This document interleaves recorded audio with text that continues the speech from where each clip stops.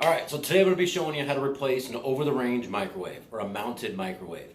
I'm going to replace one with the same model we're taking out. So first thing I'm going to do, shut the power off. Once my power is off, I'm going to remove the range to give me easier working space.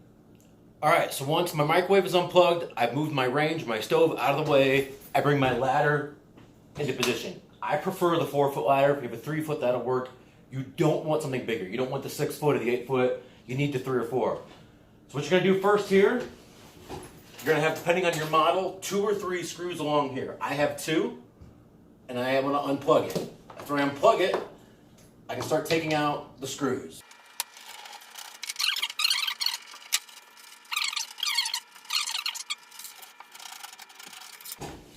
So that was fast, right? Okay, so now my top 2 screws are out. Now there's nothing holding it. It can easily come down. I'm just going to want to make sure I'm keeping down pressure towards the wall. I'm going to feed my cord through.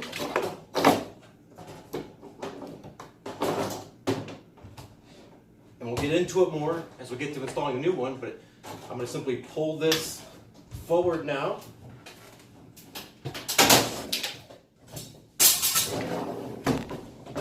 Where I can rest it on top of my ladder. Again, that's why I'm preferring the 3 or the 4-foot ladder. So now the hard part for me is over. Okay, so now I'm ready to install my new microwave. A couple things that came in the box that are important I'm going to need this little thing is a reversible flap that goes with your exhaust part. You'll come with the hardware you need to mount this bracket to the wall. In my case, I'm putting in a similar model, so I don't have to change that bracket. But if you do, you can go there, and these little pieces of hardware you have will go put that on. You'll need the screws. Again, my model has 2. Yours could have 3. Even if you're a 3-screw model, a lot of times you can get these front 2 in, you'll be good. These are important. These have that little tip on the end. And if you lose these, a lot of times you can go to your local hardware store and get these. Don't lose them. Help yourself out. And the bar I mentioned beforehand, you'll need this if you're not installing one that's already been there. And I'll show you where this goes just a second here.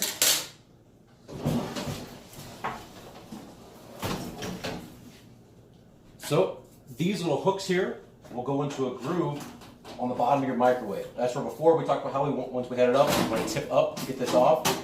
So that's what I'm looking for to go in. So if you're not sure if your new bar fits or if you have to exchange it, check this first, make sure this goes. And sometimes this bar will come mounted on your microwave. So before you look all around, get frustrated and can't find it, it could be screwed to the microwave. Next, turn this back around.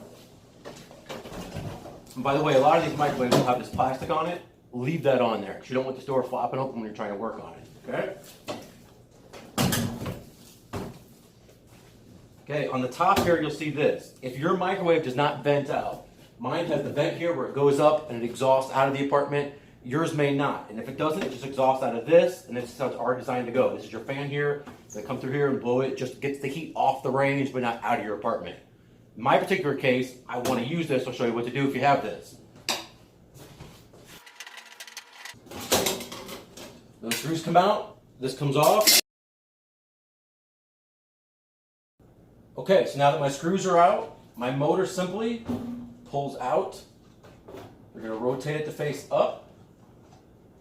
And it slides back in. And the same screws you put out can go back in the same spot. Now with my fan back in position, I'm just going to simply replace my cover back on where it goes. Okay, now my fan's back in position. This is the flap that we had earlier. The idea of this is that when your exhausting is blowing out, this thing will flip up manually and it will fall back shut when your exhaust goes off so you don't get a backdraft of like cold weather back in during the wintertime. There's little slits right there for it. In there.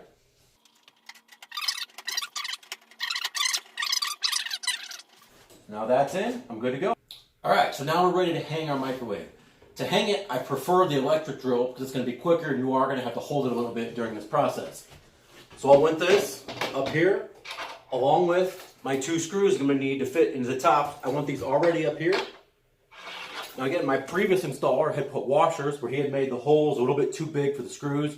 Because sometimes it's a little tricky to get them exactly lined up, and that's the fine. If you had to make too big of a hole, make sure you get the washer. If you need a bigger fender washer, get that. But again, everything you're going to want you're gonna want up there. Now this is important, your range is already out of the way. Your 3 or 4 foot ladder is right here. So first, I'm gonna use this ladder, just a pedestal, I'm gonna set my microwave on it. So, and it's not unmanageable as long as I can do it just a little bit at a time. So now I'm starting to slide this back into place.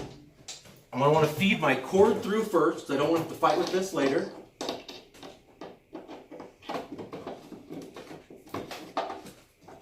Pull out as much slack as I can get. Now remember before, I'm going to want to catch this microwave on the bottom of this bracket.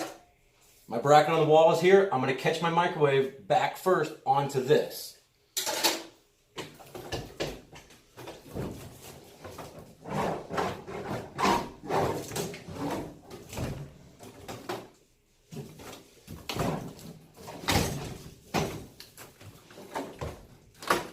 So I feel like I'm on. Now I'm going to kind of force this up into place.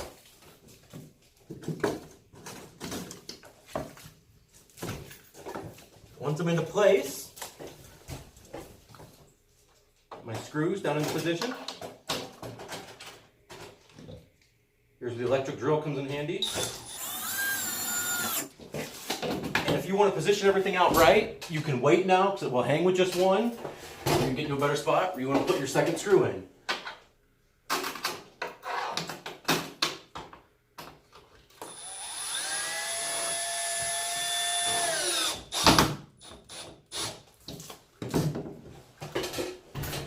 And there you have it. It's installed. I got my 2 screws. If you have a third, you can put your third in.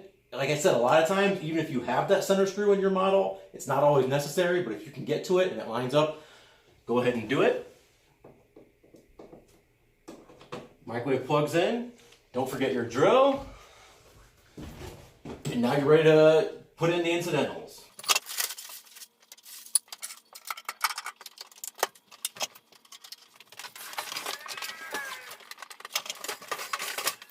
All right, now you're gonna go back and turn your breaker on. And that is how you hang an over-the-range microwave all by yourself. If that was helpful to you, which obviously it was, smash the like button, subscribe to my channel, subscribe to the endless amount of possibilities of things I might be able to help you with.